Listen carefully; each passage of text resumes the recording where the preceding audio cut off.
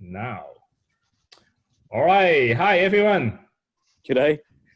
Hey, how Kevin. are you? Hi, nice to meet you guys. So maybe just go around the table. Well, we don't have table. Just to tell us about yourself. I mean, how you got into the Out and About Full Drive group, and yeah, maybe start off with maybe Tim first. Yeah, sure. Well, it really just started as a group of mates. We've been forward driving a few times, and we just decided let's film it. We'd filmed a few trips already just for a bit of fun, but we sort of didn't commit to making a proper, entertaining episode out of it. So we did that and decided, yeah, let's make it a group, give it a name, and see if we can produce some content.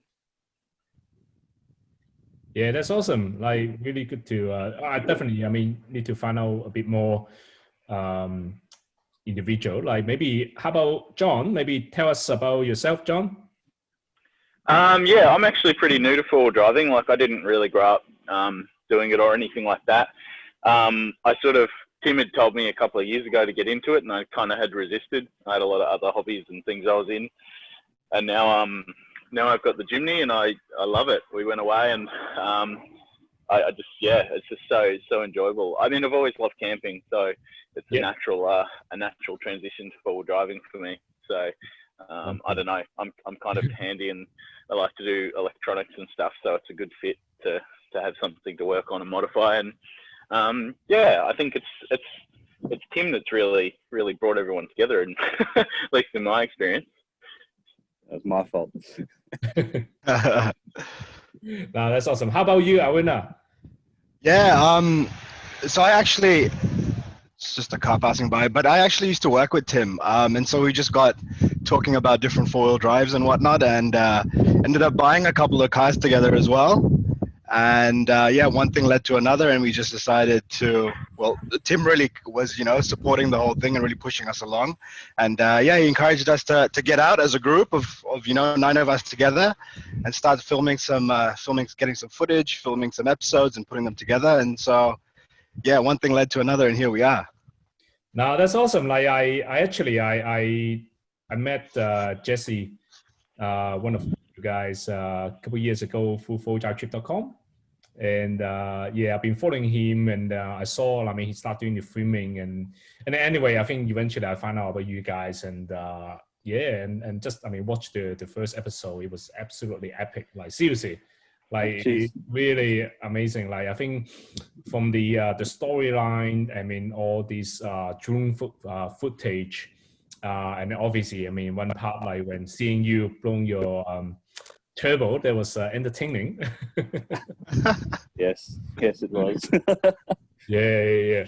So how? I guess Tim, maybe tell us how did you get into four-wheel driving? Like, I've always been into it. So when I was little, I would have been 4 or 5 years old. My old man bought an 80 series. We took a year off work and went all the way around Australia for a whole year. So for me, being in the back of an 80 series, living in the back of an 80 series has been ingrained into me. It's in my blood. So, and my old man was an explorer. We were always going away doing camping trips and stuff.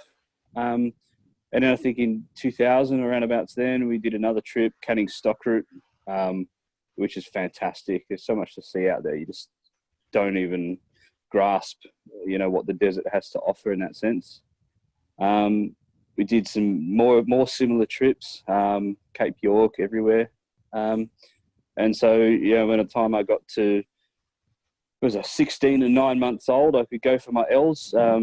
First thing I wanted to do was get a four-wheel drive and just hit the tracks. And I think I've owned a few four-wheel drives now. I like changing my cars pretty often. Finally sticking with one. But that's how I got into four-wheel driving. Just it's part of life for me ever since I was a toddler. Yeah. So you always have mate who go four-wheel driving, or you pretty much do most of the four-wheel driving solo trip? And I try not to go solo. If you get stuck or whatever, it's Yep. That's never a good time, and everything's more fun with mates. So yeah, try to drag Runesy or Sterlo or someone along for a run if I'm really itching to go. Yeah, yeah. So you guys pretty much meet each other through work or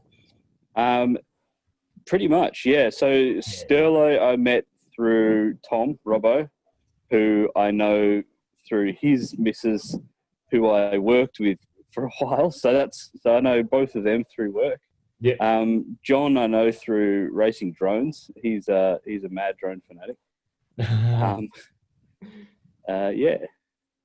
Yeah, that was awesome. Like I think seeing that drone footage is something quite different. Like especially the what's it called, the fixed wing high speed drone. Like not just those what's it called, quadcopter. Like like that really different, put a very different perspective.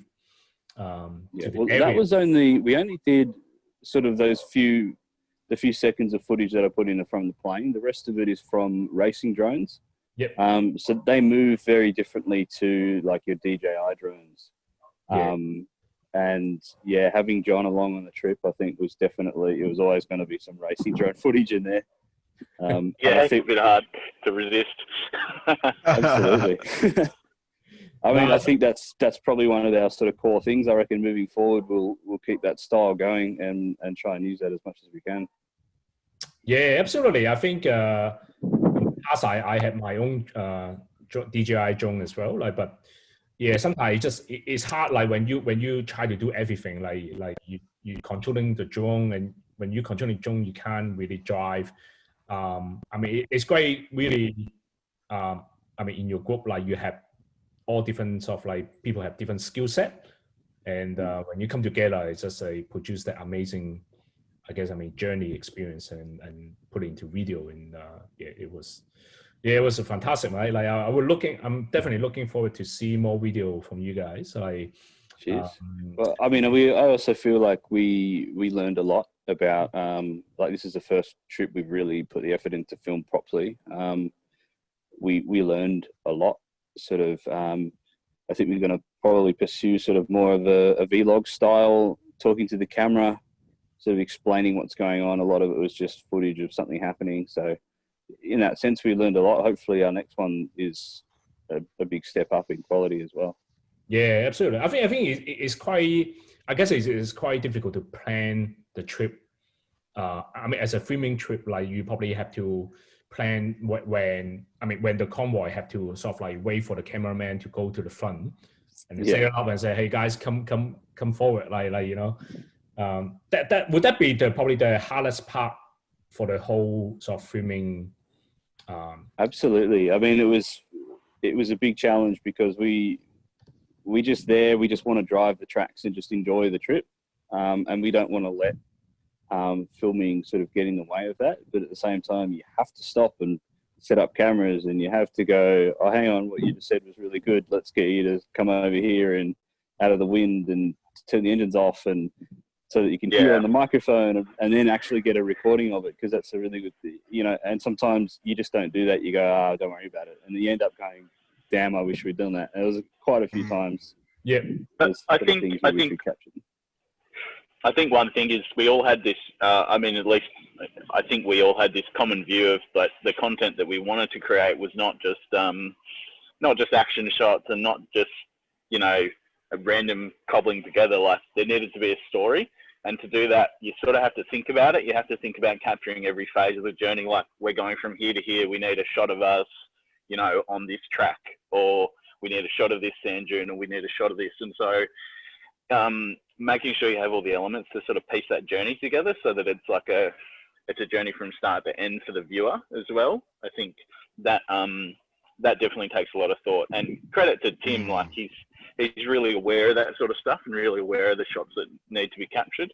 And obviously Tim put it all together, so huge credit to him for that. And just thinking about that constantly.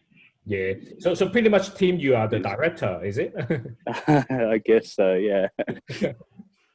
No, that's awesome. And so, what do you think, Aruna? Like, what do you think about all the filming side of it? Like, because obviously, I'm pretty sure like you enjoy full driving. Like do you enjoy the filming part of it?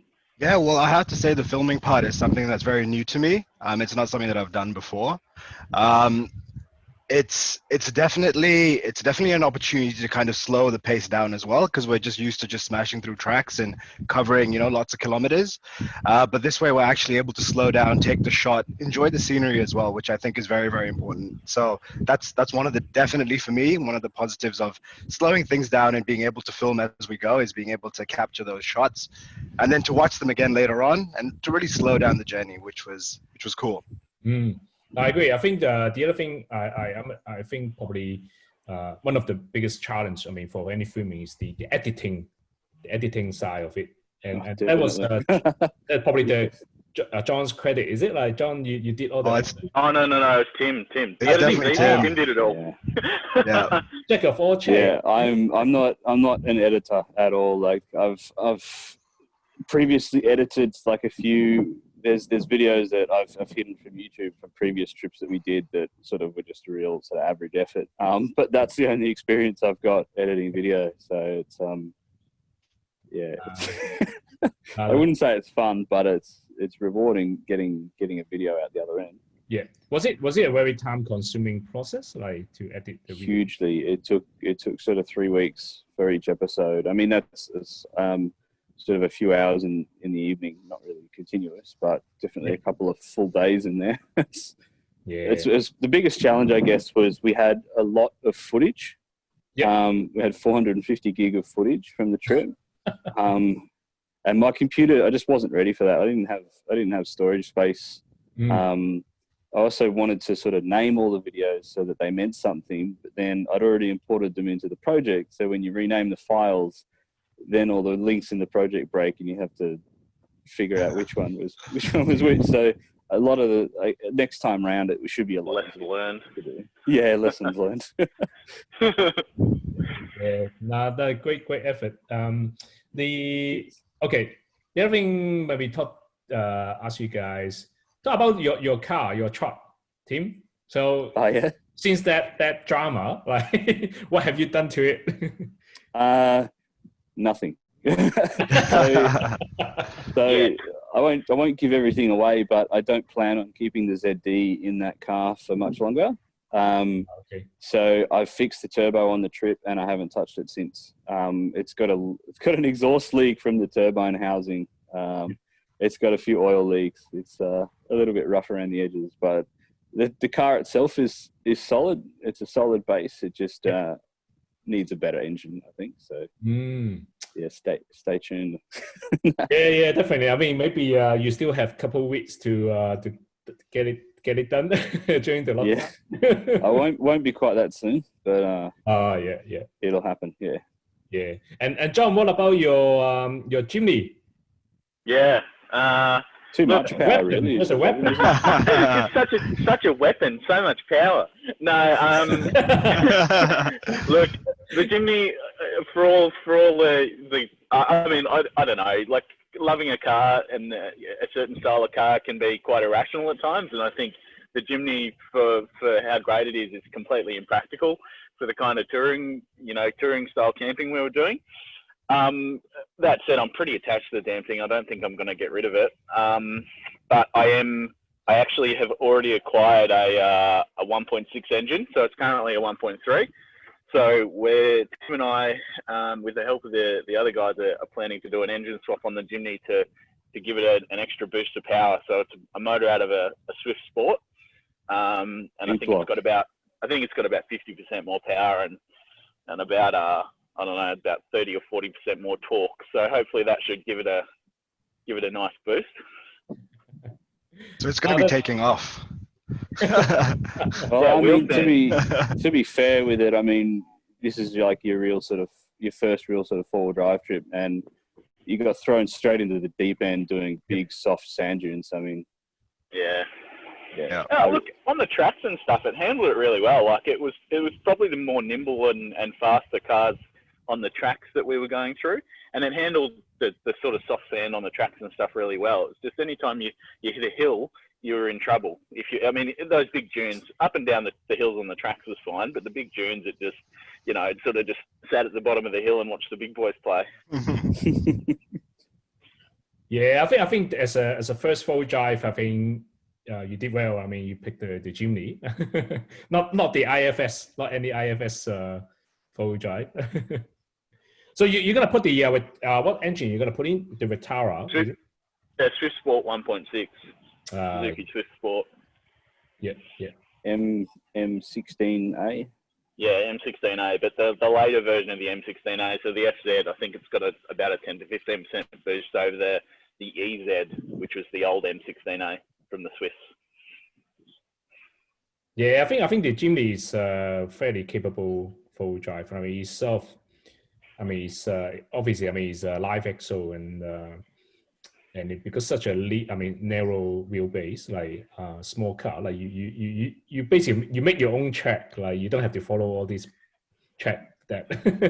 Yeah, but at the same time, when there's not enough width to make your own track, you kind of get stuck halfway between, and it's not really too fun. I think part of the plan for this car is to try and widen the stance a little bit, chuck some flares on, some bigger wheels, and see if we can get some offset rims or something to sort of widen that stance out a little bit, which will be good in all respects. You know, one, it'll make it fit the tracks a little bit better, and two, it'll sort of add a little bit of stability with that extra width.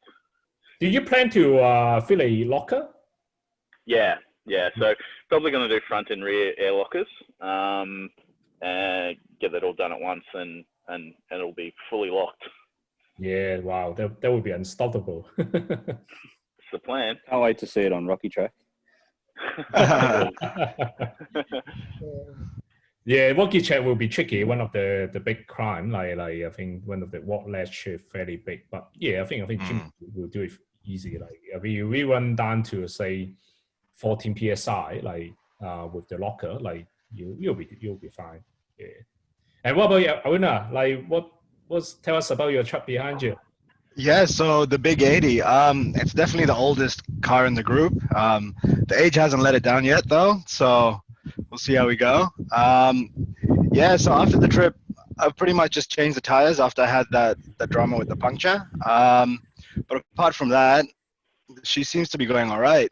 Just doing the basic maintenance and stuff like that, so just oil changes and things. But yeah, I don't know what's in the future for the 80. We'll have to see. What engine is it? So it's the 1HDT factory turbo. Okay, so it's a diesel, right? Yeah, it's the diesel. So it's running 14 pounds of boost. It's got a top mount intercooler. Yep. And that seems to put everything back into reasonable range when it comes to the temperatures and stuff like that. So pretty happy with how it's been going so far. Yeah, I think the old truck definitely very reliable. Like I think you should keep that as long as. Yeah. I've had a couple of 80 series, and then I went and bought a 105. It was a bit too comfortable for me, so I went back into the 80. I think I like the old school rigs a little bit more. Yeah, nice, awesome. Hey, so Tim, what's your? I guess obviously with the lockdown, you're not going anywhere.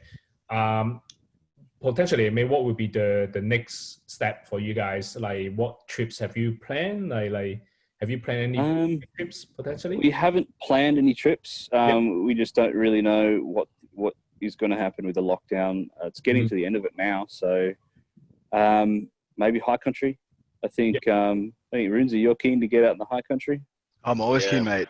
Yeah, love the high country. And John, your car would be put through its paces there. I think it'd go really well. So it's probably our next step. High country, do a weekend or something, just a shorter trip. Yeah. In terms of longer trips, I don't know how many opportunities we'll get to do trips the length of the desert trip that we did. It's so hard for all of us to have leave at the same time and sort of make that happen around life. But whatever opportunity we get, we'll take. Yeah. Probably the majority of our trips will end up being a weekend. So we actually were going to do a lot more on that trip. We were going to go do a couple of beach runs down at Beachport and Robe. Yep. And because they're over the border in South Australia with everything that happened, we had to change our plans at the last minute. So we ended up stuck in Big Desert and Murray Sunset for longer than we planned. That was going to be sort of 2-3 days. Yeah. I think you can. There's one more place. I mean, you can do beach driving. I think at Portland. Is that the Portland Dunes, 90 mile or whatever it is? I mean, it's probably not as good as Beachport and Roe, but that is within Victoria. Like you can do beach driving. There's a lot of sand dune over there. So I think you need to get a permit from the Dune Buggy Club over there. And then you have access to the whole dune system. Yeah, so which is not bad. Like I mean, it's one of those things that like you probably want to try at least once. And probably the only way you can do, I mean, sand driving without crossing the border, which we really don't know when it's gonna happen, you know. Yeah. But I think we certainly quite lucky that in Victoria pretty much have everything we want, like with high country, border track, I mean down at Portland, and the heaps of places that you can do a lot of touring as well. Like touring is also great to see video. I mean, if you guys are doing any touring, like not so much high country trips and things like that. Yeah, awesome. It is good. It is good having high country in the backyard. Definitely privileged in that sense. Yeah. I can't wait to get out fishing again either. I like trout fishing, so I don't mind going off by myself for trout fishing. I think it's hard to do trout fishing in a big group anyway. So sort of 2 maximum, I think, for a trout fishing trip. So I'll probably end up going on a trip at some point and filming that and handing it over to Tim and saying, do your magic. Thanks. Hey Tim, I remember on your Big Desert trip, there was one spot you nearly rolled your car. Did you? Yeah, it was pretty close. I sent it up this dune, and it was very sort of off camber with a drop on the side. I'm not sure the video really did justice on how much of an angle it was on. It was a huge dune, huge. It was. We were never going to get up it, not a chance. Yeah. And just where I was, I mean, I probably would have been okay, but there was a tree there, and as soon as I started drifting sideways, I was in this tree, and I've got some damage on the door, front right-hand side, on the paint from this tree. So that's where we went straight to the winch. Yep. Just to get it off the tree. Yep. Yeah, good call. I think. I mean, from the video, it looks like it's really on the edge. I mean, it's hard to tell the angle from the video, but yeah, it definitely was a sharp. It was a sharp drop, and so right. The track was right on it, and just the way the sand works. Yeah, I think Runzi went first, and he was definitely going sideways, and just managed to pull it out. And I think sort of the ruts he created. Yeah. But that was there was a proper track on the map, was it, Tim? Yeah, it's called Big Dune Track. That's on HEMA. Yeah, that's all I had to go on, and it's at the south end. All those big dunes that we played on were at the south end of Big Dune Track. Yeah, I remember I went there a couple of years ago. I think I did the big dune. I think on the map we call Big Dune.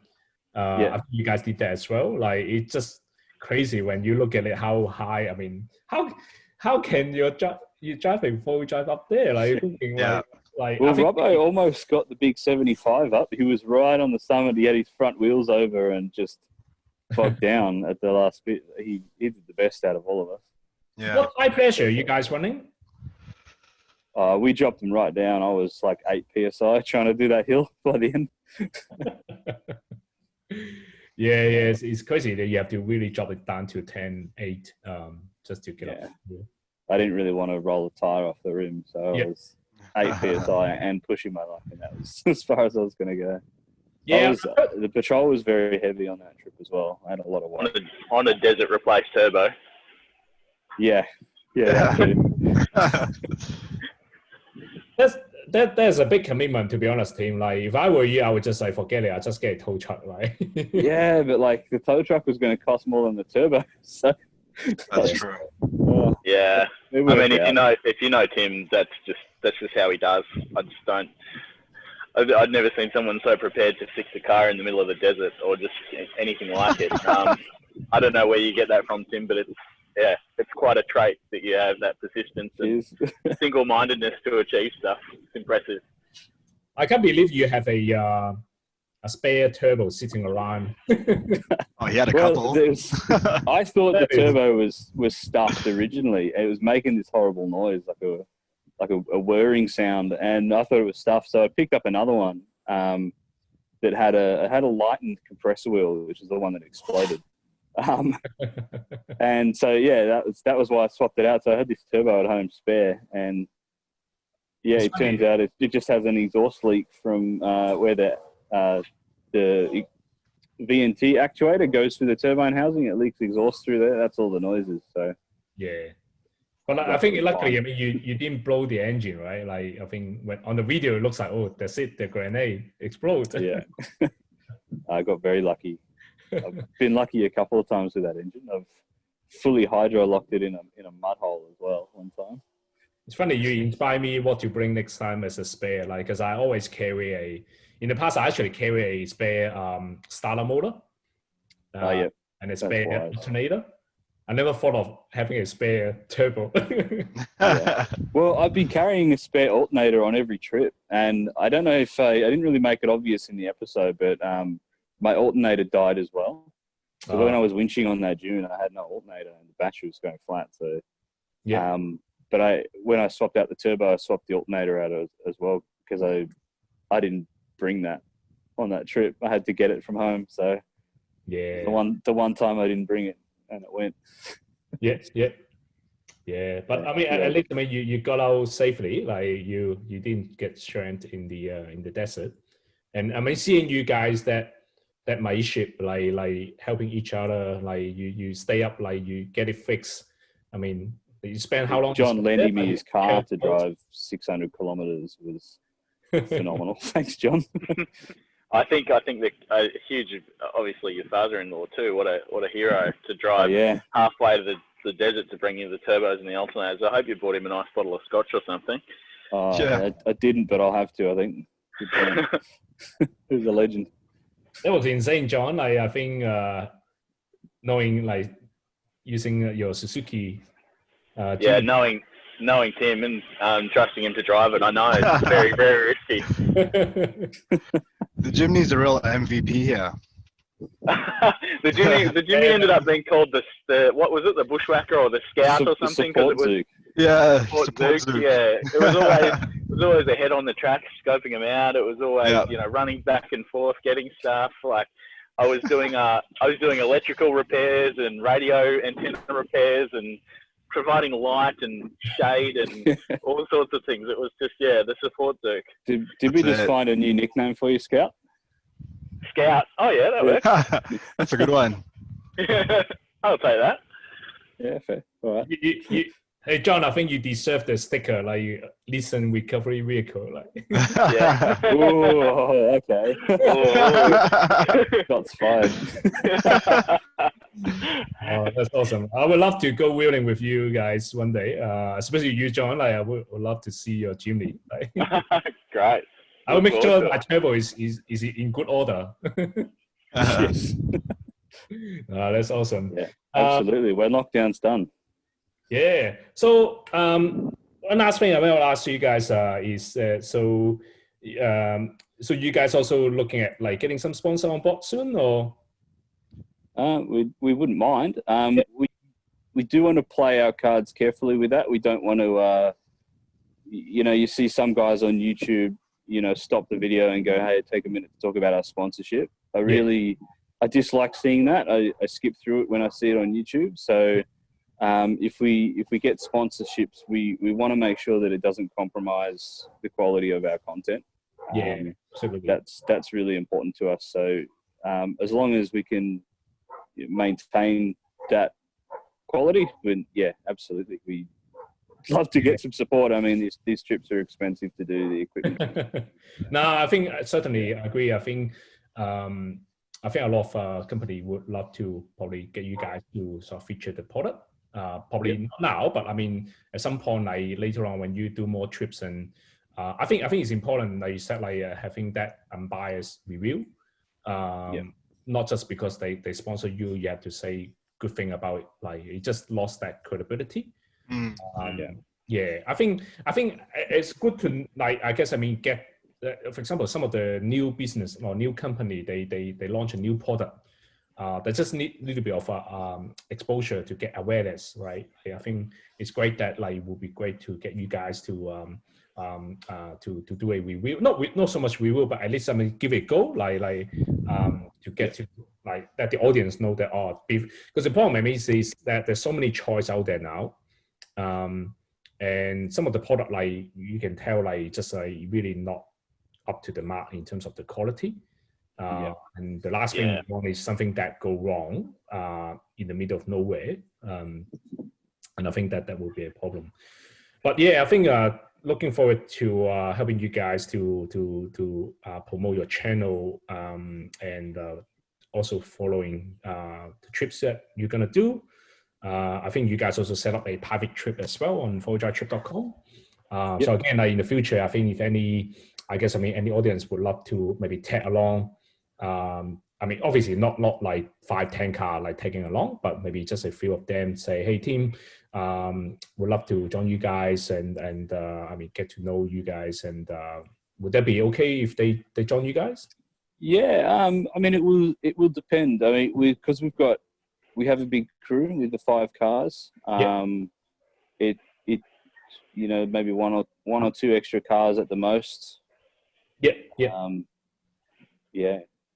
mean, we'll give it a go. I mean, I don't know sort of what challenges that will pose with filming and stuff. Totally understand. I think with the filming side, like, you do want to have someone that knowing, like, it's not gonna be just ordinary 4-wheel-drive trip. There'll be filming. There'll be a lot of stopping and so on. Not just keep driving. 100%. Yeah. All right, cool, awesome. Hey, I think let's catch up once this lockdown finish. So hopefully, it shouldn't be too long. And it's been really awesome to chat to you guys today and get to know all of you. Likewise. Hopefully, next time, we can chat to a few other guys as well, and around the campfire, not through the Zoom. Sounds good. Yeah, that would be good. That would be great. So keen for that. All right, guys, and thanks again today, and you guys stay safe, and we'll see you in the very near future. Thank you, Kelvin. All right. Cheers. Thanks a lot. Thanks for having us. Take care. All right. Cheers, mate. Cheers. Take care. Gotcha. See ya. Bye.